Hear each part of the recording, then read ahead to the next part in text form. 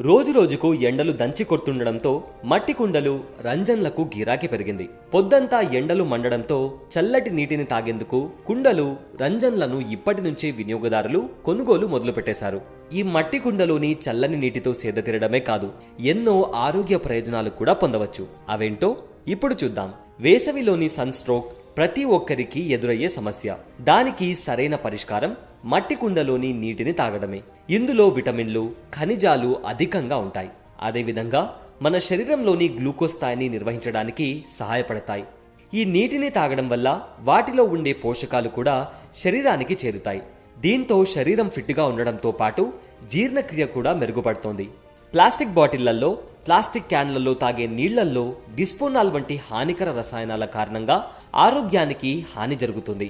Plastic డబ్బాలో నీటిని నిల్వ చేయడం కన్నా మట్టి కుండలో నీరు నిల్వ చేయడం వల్ల ఎంతో మేలు జరుగుతుంది.